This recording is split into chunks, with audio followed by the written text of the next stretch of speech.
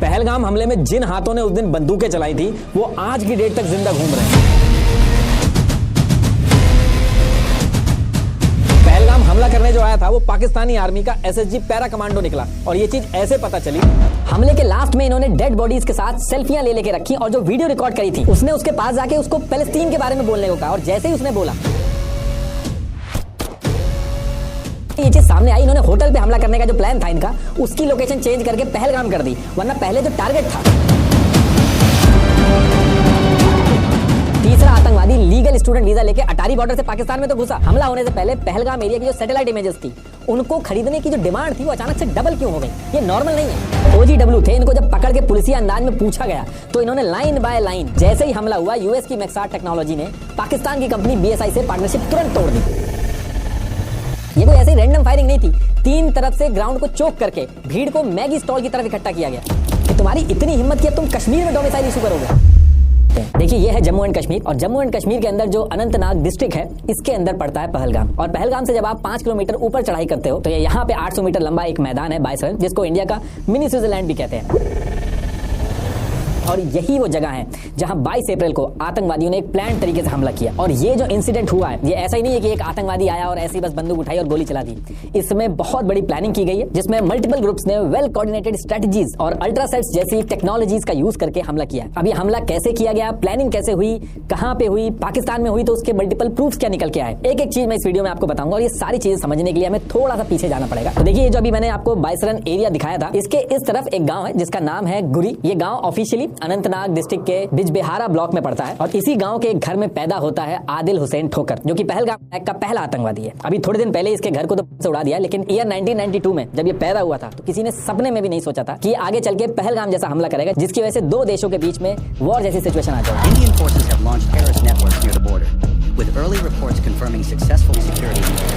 अब आदिल जब यहाँ पे बड़ा हो रहा था तो इसने पहले शाह हमदान पब्लिक स्कूल में एडमिशन लिया, फिर government higher secondary school Bijbehara से 12th क्लास की और ईयर 2018 आते आते अनंतनाग में जो रहमत आलम कॉलेज है वहां से अपना MA कंप्लीट करके टीचिंग करने लगा। तो ईयर 2018 तक जब तक ये कॉलेज में था तब तक किसी भी एंटी इंडिया एक्टिविटी में इसका नाम नहीं आया था। लेकिन बस एक चीज थी उस टाइम पे जो सबने नोटिस की थी कि उस एरिया में जब भी कोई आतंकवादी मारा जाता था तो उसके जनाजे में जरूर जाता था ये, बाकी किसी और एक्टिविटी में इसका नाम उससे पहले सुनाई में नहीं आया था। लेकिन अप्रैल 2018 में इसने अपना असली गेम स्टार्ट किया। 29 अप्रैल 2018 को ये आदिल ठोकर जो था ये क्या करता है, अपने घर वालों से बोलता है कि उसका एक एग्जाम है तो उसके लिए इसको कश्मीर के बडगाम जाना पड़ेगा और वहां एग्जाम देके वापस घर आ जाएगा। और घर वाले भी इसकी बात मान के इसको भेज देते हैं। लेकिन 2 से 3 दिन निकल जाते हैं लेकिन आदिल अपने घर वापस नहीं आता बल्कि गायब हो जाता है। और घर वाले बैक टू बैक फोन भी मिलाते हैं इसको लेकिन इससे बात नहीं होती है। और फिर थक हार के 2 मई 2018 को आदिल ठोकर की जो मदर थी शहजादा बानो वो पुलिस स्टेशन में जाके मिसिंग कंप्लेन रजिस्टर करा देती है। अब इधर मिसिंग रिपोर्ट तो रजिस्टर हुई लेकिन एक्चुअल में आदिल ने पहले से ही पूरी प्लानिंग कर रखी थी। इसने बिना किसी को बताए सेम मंथ यानी कि अप्रैल 2018 को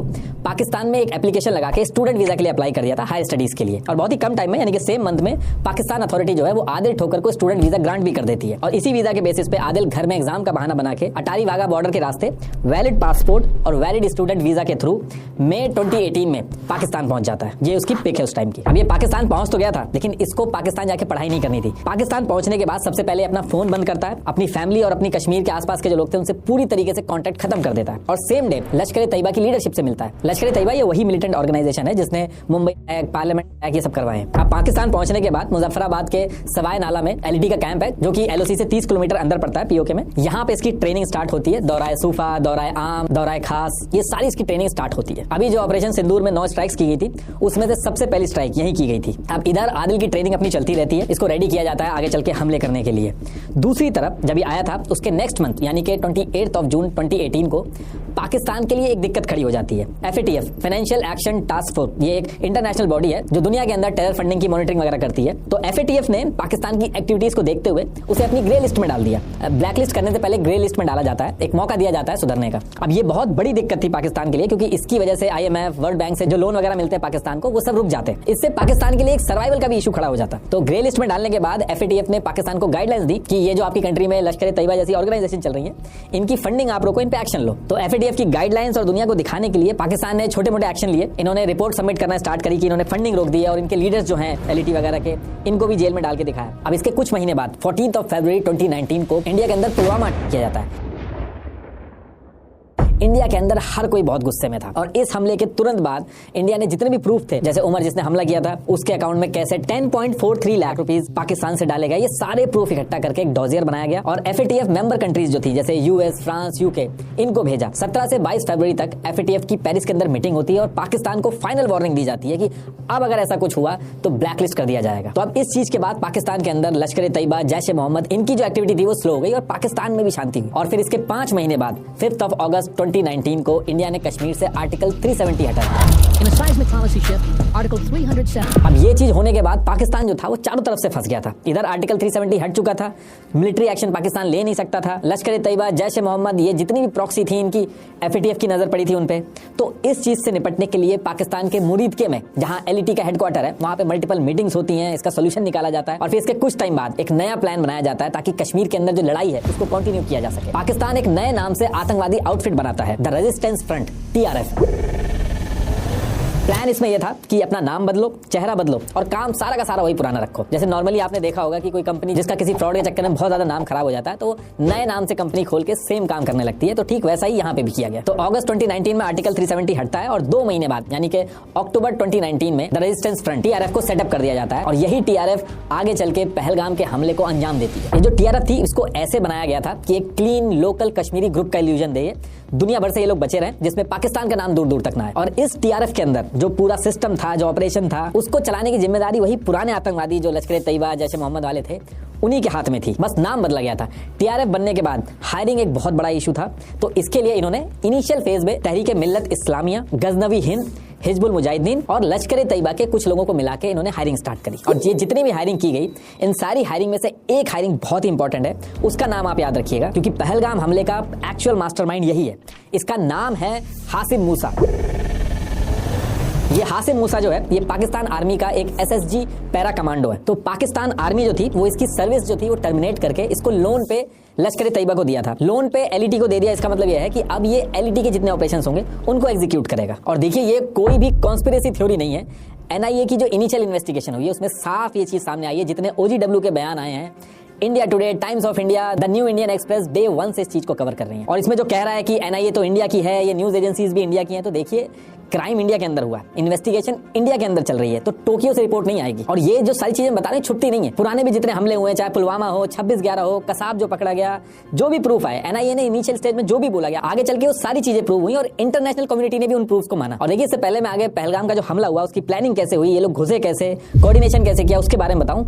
उससे पहले ये चीज समझनी बहुत जरूरी है कि सिर्फ इंडिया इकलौता देश ऐसा नहीं है कि जो पाकिस्तान के बारे में ये सब चीजें बोलता है। इंडिया के बाहर की ऐसी ऑर्गेनाइजेशन जिनकी रिपोर्ट्स को पूरी दुनिया के लोग मानते हैं, United Nation, International watchdogs, independent intelligence firm, सब ये चीज कह चुके हैं अपनी रिपोर्ट में कि पाकिस्तान ने टेरर आउटफिट का यूज करके कश्मीर जैसे एरिया में एक प्रॉक्सी बैटलफील्ड बनाया है। और सबसे डेंजरस पार्ट इस चीज में ये रहता है कि पाकिस्तान आर्मी और ISI जो है इसे आतंकवाद नहीं समझती है, बल्कि एक कैलकुलेटेड मिलिट्री डॉक्ट्रिन मानती है। जैसे अफगानिस्तान में US की CIA ने लोकल मुजाहिदीन के थ्रू प्रॉक्सी वॉर लड़के सोवियत यूनियन को बाहर कर दिया था, तो ये मानते हैं कि सेम ऐसे ही बिना वॉर लड़े इंडिया से कश्मीर ले लेंगे। European foundation for south Asia studies की रिपोर्ट में कहा गया है कि पाकिस्तान आर्मी और इनकी इंटेलिजेंस एजेंसी ISI, इनका एक अनहोली अलायंस है टेरर ग्रुप्स के साथ। इन्होंने 125 से 250 मिलियन डॉलर्स आतंकवादी ग्रुप्स को दिए हैं, कुछ उनकी सैलरीज की फॉर्म में, ट्रेनिंग, ऑपरेशनल कॉस्ट जितनी भी लगती है उसके लिए दिए हैं। इस पूरी रिपोर्ट का लिंक मैंने डिस्क्रिप्शन में लगा रखा है। इसके अलावा US स्टेट डिपार्टमेंट ने कहा कि पाकिस्तान का ISI अभी भी आतंकवादी ग्रुप को शेल्टर दे रहा है जो इंडिया पे फोकस कर रहे हैं। कांग्रेशनल रिसर्च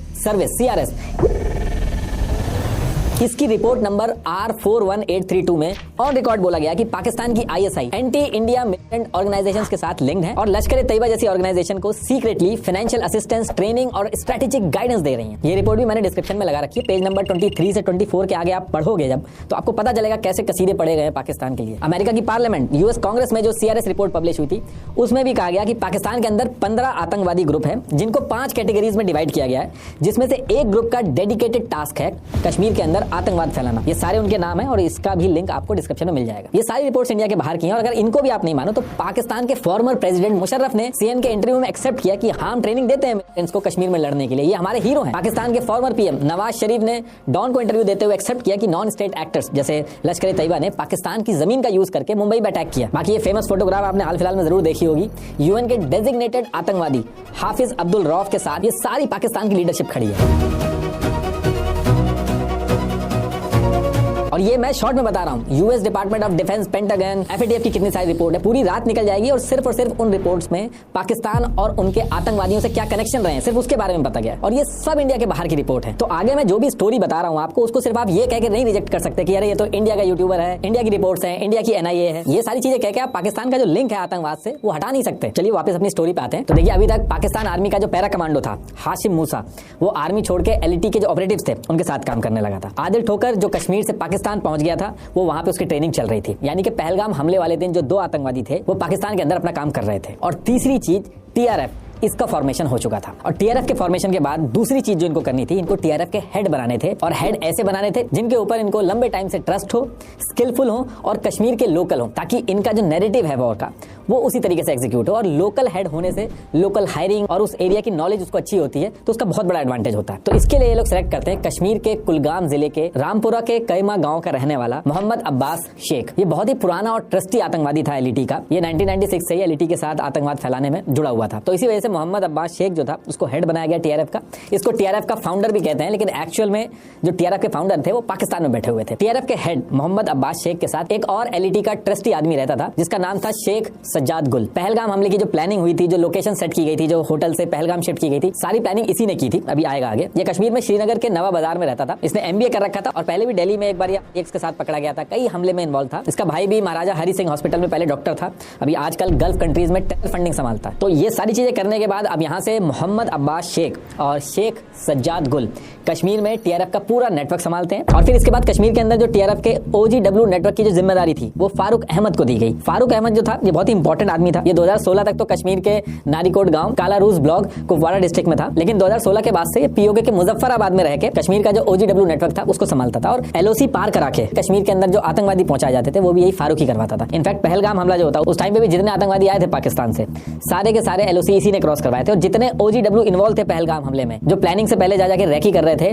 सब के सब इसके साथ कांटेक्ट में थे। देखिए, ओजीडब्ल्यू मैंने पुरानी वीडियो में बता रखा है, एक बार फिर से बता देता हूं। ओजीडब्ल्यू ओवरग्राउंड वर्कर, कश्मीर में जो लोग इंडिया से नफरत करते हैं लेकिन हथियार उठा के अपनी जान दांव पे नहीं लगाना चाहते हैं, वो ओजीडब्ल्यू बन जाते हैं। ये आराम से आम जनता की तरह अपना घर चलाते हैं, कोई ऑटो चलाता है, कोई दुकान संभालता है, लेकिन जो आतंकवादी होते हैं उनको ये हेल्प करते हैं, उनको खाना, शेल्टर, आर्मी की इन्फॉर्मेशन देना, एरिया की डिटेल्स शेयर करना, ये सारे काम करते हैं। ओजीडब्ल्यू कश्मीर में बहुत ही इंपॉर्टेंट रोल प्ले करते हैं। ओजीडब्ल्यू के बिना जितनी आतंकवादी ऑर्गेनाइजेशन है, एलईटी हो गई, जैश ए मोहम्मद हो गई, इनका पूरा काम करना बहुत मुश्किल हो जाता है कश्मीर के अंदर। अब इसके बाद जब ये सारी चीजें सेटअप हो जाती हैं तो कश्मीर के अंदर फारूक अहमद पाकिस्तान से आतंकवादियों को एलओसी क्रॉस करा के घुसाना चालू करता है कश्मीर के अंदर, ताकि हमला किया जा सके। एलओसी से जितने भी आतंकवादी घुस रहे थे वो सांबा, कठुआ, राजौरी और पुंछ वाला जो एरिया था वहां से घुस रहे थे। और इनका एक सेट पैटर्न रहता था।